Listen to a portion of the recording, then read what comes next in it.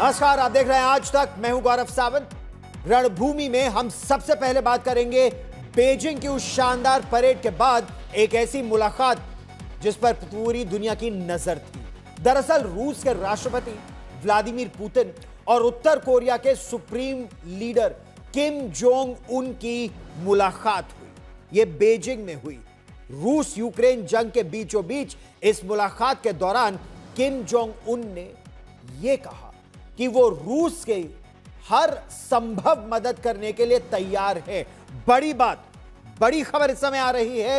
यह बयान इस वक्त इतना अहम, इतना महत्वपूर्ण इसलिए हो जाता है जब यूक्रेन पर रूस ने हमला और तेज कर दिया है। आज का दिन बेहद महत्वपूर्ण है। आज पेरिस में यूरोप के नेताओं की एक महत्वपूर्ण बैठक हो रही है जिसमें यूक्रेन के लिए सिक्योरिटी गारंटीज यानी सुरक्षा की गारंटी और युद्ध के समाधान पर चर्चा होगी।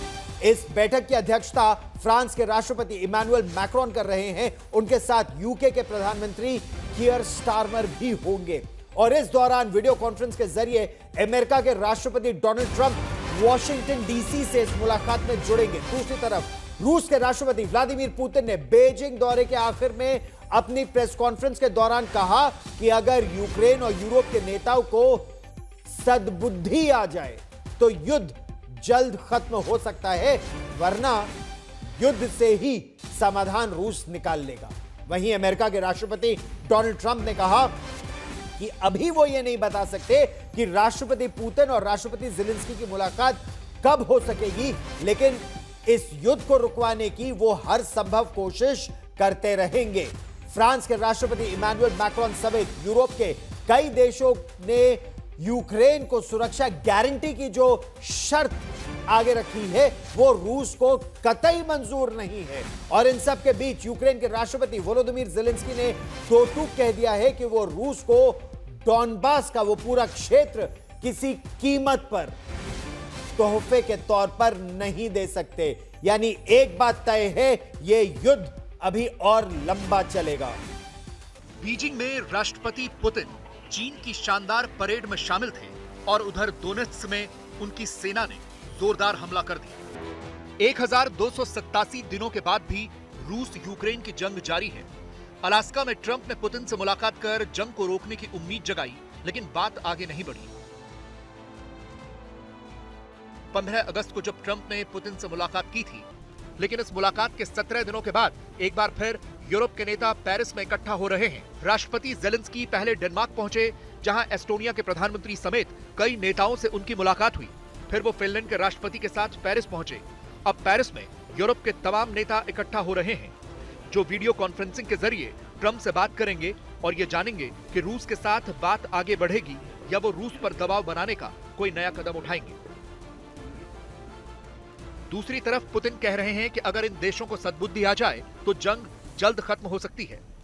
तो सवाल यह है कि बात कहां अटकी है। तो दो बड़े मुद्दे साफ तौर पर उभर कर सामने आ रहे हैं। पहला है यूक्रेन को सुरक्षा गारंटी, जिसके बाद रूस दोबारा उस पर हमला न करे, और दूसरा है डोनबास का इलाका, जिसे पुतिन रूस का हिस्सा बनाना चाहते हैं, लेकिन ज़ेलेंस्की इसके लिए तैयार नहीं है। ज़ेलेंस्की का दावा है कि डोनबास में रूस को आगे बढ़ने के लिए लाखों सैनिक गंवाने होंगे। इसी इलाके के द्रुजकीवका पर रूस ने कल बमबारी की थी। वहीं रूस ने यूक्रेन को मिलने वाली सुरक्षा गारंटी को लेकर पूरे यूरोप को धमकी दी है। रूसी विदेश मंत्रालय के प्रवक्ता मारिया ज़ाखारोवा ने दो टूक कहा है कि यूक्रेन को दी जाने वाली सुरक्षा गारंटी यूरोप महाद्वीप के लिए खतरे की गारंटी होगी। रूस को यूक्रेन में विदेशी सैनिकों की तैनाती हरगिज मंजूर नहीं है। दूसरी तरफ पेरिस पहुंचे वोलोदिमीर ज़ेलेंस्की ने फ्रांस के राष्ट्रपति इमैनुअल मैक्रोन से मुलाकात की। मैक्रोन ने कहा कि यूक्रेन की सुरक्षा गारंटी फ्रांस की सुरक्षा गारंटी है। बस इन्हीं वजहों से रूस और यूक्रेन जंग में बात आगे नहीं बढ़ रही। बीजिंग दौरा खत्म करने से पहले रूसी मीडिया के साथ प्रेस कॉन्फ्रेंस में पुतिन ने दो टूक कहा कि ज़ेलेंस्की चाहे तो वो मॉस्को आ सकते हैं। लेकिन वास्तविकता यही है कि 15 अगस्त को अलास्का में हुई पुतिन ट्रंप की मुलाकात के बाद बात आगे नहीं बढ़ी है।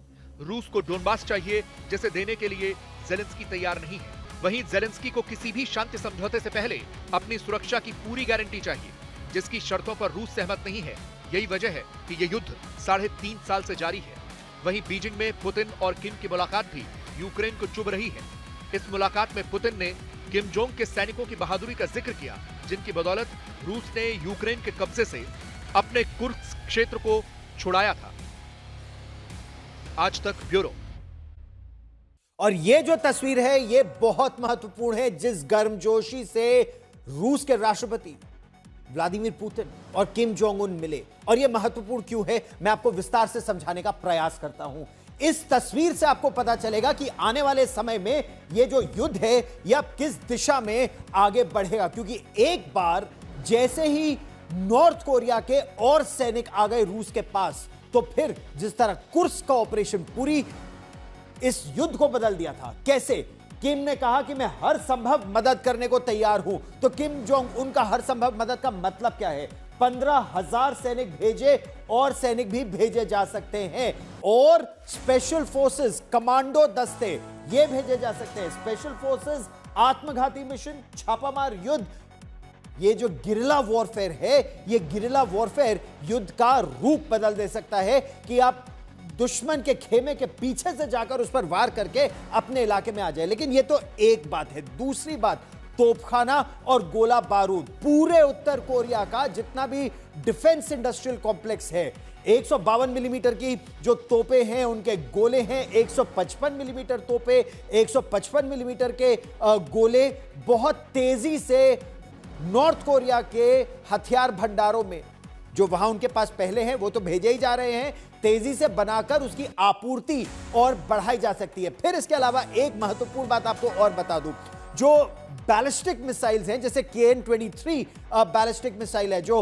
हवास्योंग मिसाइल है, रूस का हाथ ये मिसाइलें बहुत तेजी से मजबूत करेंगी। और उसके साथ साथ जो ड्रोन टेक्नोलॉजी है, जो सुइसाइड ड्रोन है, आत्मघाती ड्रोन, जो ISR यानी इंटेलिजेंस सर्वेलेंस और रिकॉनेसेंस ISR ड्रोन्स है, वो उत्तर कोरिया रूस को बड़ी संख्या में दे रहा है।